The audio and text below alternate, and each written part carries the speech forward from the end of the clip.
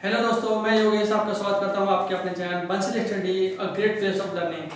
तो दोस्तों आपको पता है स्टैटिक जीके क्लास चल रही है जो कि पॉलिटी की चल रही है फिलहाल में। और डेली की तरह हर क्लास की तरह मैं आपके लिए आज कुछ और क्वेश्चन लेके आया हूं जो कि हमारे पॉलिटी के रिलेटेड हैं, जो कि हमारे आने वाले एग्जाम में और जो सारे जो क्वेश्चन है वो भी आए हुए एग्जाम में पूछे गए हैं। ठीक है, तो डेली की तरह हर क्लास की तरह मैं आपके लिए कुछ क्वेश्चन लेके आया हूँ। शुरू करेंगे आज की क्लास। ठीक है, देखेंगे आज का पहला क्वेश्चन क्या है। अपना पहला क्वेश्चन देखेंगे अपना, कौन अनुच्छेद 143 के अधीन किसी मामले को सलाहकारी राय देने के लिए भारत के उच्चतम न्यायालय को भेज सकता है? तो कौन भेज सकता है? तो इसका आंसर है राष्ट्रपति। अपने भारत देश का राष्ट्रपति है, राष्ट्रपति अपने देश के राष्ट्रपति हैं जो कि उच्चतम न्यायालय को सलाह के लिए भेज सकते हैं। ठीक है, नेक्स्ट क्वेश्चन देखेंगे। डिस्प्ले पे आपको होगा, राष्ट्रपति और उपराष्ट्रपति संबंधित चुनाव विवादों का समझौता का अधिकार उच्चतम न्यायालय को किस अधिकार के तहत मिला है? तो उपराष्ट्रपति और राष्ट्रपति जो चुनाव होते हैं उनमें कोई मतभेद हो जाता है या कोई विवाद हो जाता है तो उसका जो है किसको मिला है? उच्चतम न्यायालय को। सॉरी, मौलिक उच्चतम न्यायालय को कौन से अधिकार मिले? मौलिक अधिकार के थ्रू। मौलिक अधिकार ये सुप्रीम कोर्ट का मौलिक अधिकार है। ठीक है, इसका सॉल्यूशन वो कर सकता है। ठीक है दोस्तों, नेक्स्ट क्वेश्चन देखेंगे। अगला क्वेश्चन अपना, एकल हस्तांतरणीय मतदान पद्धति में हर मतदाता क्या व्यक्त कर सकता है? तो क्या व्यक्त कर सकता है? उतने विकल्प उसके पास होते हैं जितने प्रत्याशी होते हैं। कितने? उतने ही विकल्प होते हैं उसके पास जितने प्रत्याशी होते हैं। ठीक है दोस्तों, ठीक है। तो सभी दोस्त वीडियो को क्लास को शेयर कर दीजिएगा जल्दी से, और जो भी दोस्त हमारे चैनल पर नए हैं वो जल्दी से जुड़ जाए और सब्सक्राइब कर लें चैनल को। ठीक है दोस्तों, नेक्स्ट क्वेश्चन देखेंगे। अगला क्वेश्चन क्या है अपना? अगला क्वेश्चन आपके डिस्प्ले पे आ रहा होगा, किस व्यक्ति को भारत के राष्ट्रपति के रूप में निर्विरोध चुना गया था? किस व्यक्ति को चुना गया था? तो ये अपने कौन है? डॉक्टर नीलम संजीव रेड्डी। कौन है? डॉक्टर नीलम संजीव रेड्डी हैं जो कि निर्विरोध चुने गए राष्ट्रपति पद के लिए। ठीक है, आइए नेक्स्ट क्वेश्चन देखें। अगला क्वेश्चन क्या है? अगला क्वेश्चन अपना, भारत के किस पदासीन उपराष्ट्रपति ने राष्ट्रपति पद के लिए चुनाव लड़ा और वो हार गए? तो कौन थे ये थे अपने भैरव सिंह शेखावत। भैरव सिंह शेखावत हैं। ठीक है, भैरव सिंह शेखावत हैं जो कि 2007 में चुनाव लड़े थे। कब? 2007 में उन्होंने राष्ट्रपति पद के लिए चुनाव लड़े थे और जो कि हार गए थे। इनके अपोजिट कौन था जो जीते थे? प्रतिभा देवी सिंह पाटिल थी। ठीक है, प्रतिभा पाटिल थी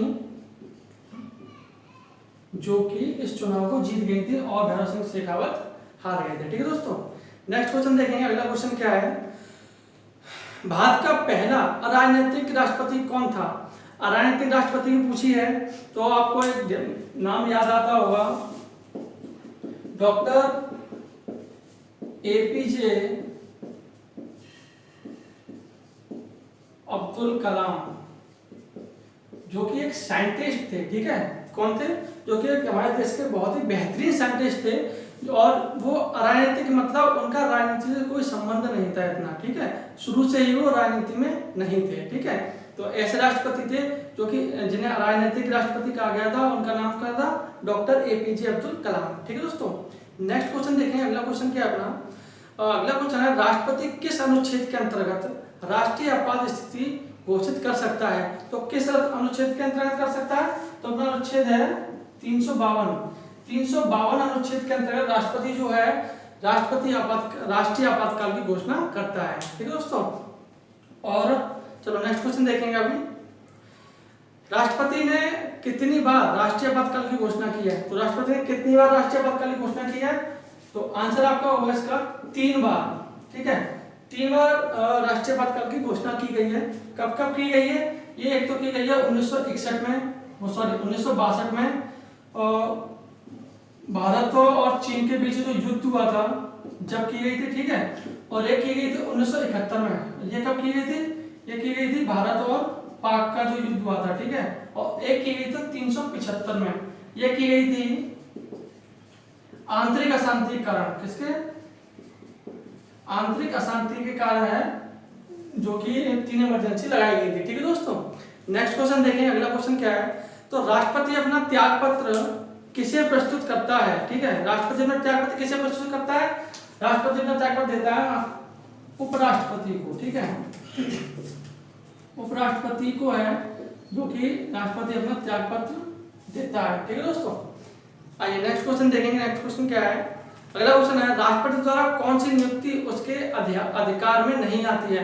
तो राष्ट्रपति द्वारा ऐसी कौन सी नियुक्ति है जो कि उसके अधिकार में नहीं आती है, तो कौन सी है, तो ये अपनी लोकसभा अध्यक्ष, लोकसभा का जो अध्यक्ष होता है उसे राष्ट्रपति द्वारा नहीं चुना जाता। ठीक है, किसके द्वारा चुना जाता है, तो लोकसभा के सदस्य होते हैं उसके द्वारा उसे निर्वाचित किया जाता है। ठीक है दोस्तों, नेक्स्ट क्वेश्चन देखें। अगला क्वेश्चन क्या है अपना, भारत के राष्ट्रपति पर महाभियोग की विधि कहां से अपनाई गई है।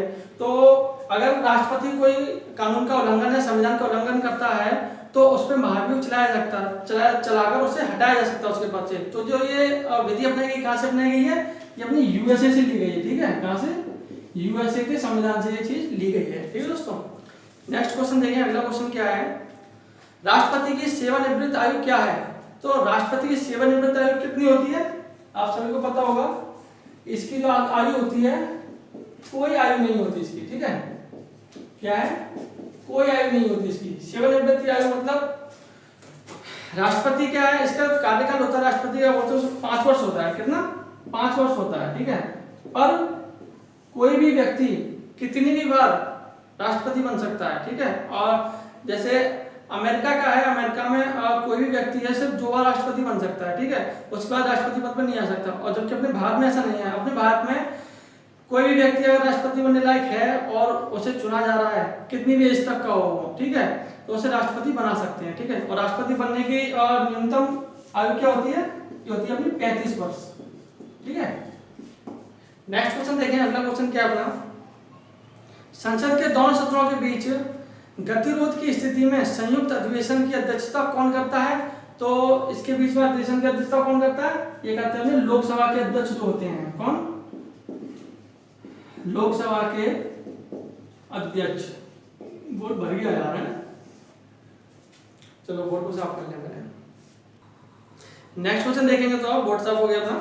तो नेक्स्ट क्वेश्चन है अपना, संविधान में कितने प्रकार के आपातकालों का प्रावधान है। तो संविधान में कितने प्रकार के आपातकाल की बात कही गई है, तो 3 प्रकार के जो हैं अपने आपातकाल की बात कही। 3 प्रकार के आपातकाल लगाए जा सकते हैं अपने देश में। किस अनुच्छेद के अंतर्गत, एक अपना 352, 356 और 360। ठीक है, ये 3 हैं इमरजेंसी हैं जिनको अपने देश में लगाया सकता है, 3 इमरजेंसियों को। ठीक है, तो ये जो इमरजेंसी है ये कौन सी है, ये अपनी राष्ट्रीय आपातकाल है,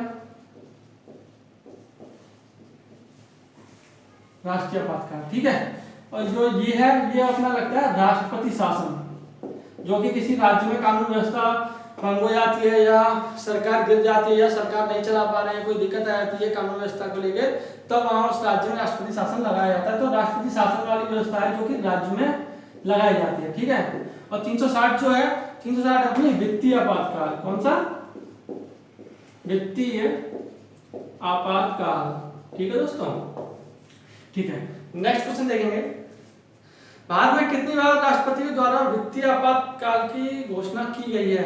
तो आप सभी को पता होगा भारत में एक भी बार नहीं की गई है। ठीक है, अपने देश में अभी तक वित्तीय आपातकाल की घोषणा एक भी बार नहीं की गई है। अपने देश में अभी तक ऐसी कोई कंडीशन नहीं आई है जहां अपने वित्तीय आपातकाल का हमें सामना करना पड़ा हो। ठीक है दोस्तों, नेक्स्ट क्वेश्चन देखेंगे। अगला क्वेश्चन आपके डिस्प्ले पे होगा, भारतीय संघ के राष्ट्रपति के पास वही संवैधानिक अधिकार हैं जो किसके पास हैं, जो ब्रिटेन के, किसके, ब्रिटेन के जो राजा या रानी है ना, उनके पास जो अधिकार हैं वही सेम अधिकार अपने भारत के राष्ट्रपति के पास होते हैं। ठीक है दोस्तों, नेक्स्ट क्वेश्चन देखेंगे। अगला क्वेश्चन क्या है, तो भारत सरकार का संवैधानिक अध्यक्ष कौन होता है। भारत सरकार का संवैधानिक अध्यक्ष किससे चुना जाता है, कौन होता है, अपना राष्ट्रपति होता है। राष्ट्रपति जो होते हैं अपने देश के, अपनी भारत सरकार के संवैधानिक अध्यक्ष होते हैं। ठीक है दोस्तों, नेक्स्ट क्वेश्चन देखेंगे, कौन अपना पद राष्ट्रपति की संतुष्टि के दौरान धारण करता है? तो कौन है? राज्यपाल। राज्यपाल जो है अपना जो पद ग्रहण करते हैं राष्ट्रपति की संतुष्टि से ग्रहण करते हैं। ठीक है, तो दोस्तों आज का लास्ट क्वेश्चन देखते हैं, संविधान के उल्लंघन के लिए राष्ट्रपति के विरुद्ध अभियोग कार्यवाही किसने शुरू की थी? तो या फिर कहां शुरू की जा सकती है? तो इसका आंसर है संसद के किसी भी सदन में। कहां पे? संसद के किसी भी सदन में। ठीक है, तो राष्ट्रपति के खिलाफ अभियोग की जो प्रक्रिया होती है वो संसद के किसी भी सदन में जारी की जा सकती है जब राष्ट्रपति द्वारा अपने संविधान का किसी कानून का उल्लंघन किया जा रहा हो या किया गया हो। ठीक है दोस्तों, आज की क्लास यहीं से आपको उम्मीद करता हूँ आपकी क्लास पसंद आई होगी और सभी दोस्तों इस क्लास को शेयर कर दीजिएगा अपने सारे दोस्तों में और वीडियो को लाइक कर लीजिएगा और जो दोस्त हमारे चैनल पर नए हैं तो प्लीज इसे सब्सक्राइब कर लें और बेल आइकन को प्रेस कर लें जिससे कि हमारे आने वाले क्लास का नोटिफिकेशन जो आपको टाइम से मिलता रहे। ठीक है दोस्तों, आपसे नेक्स्ट क्लास में मुलाकात होगी, तब तक के लिए थैंक यू।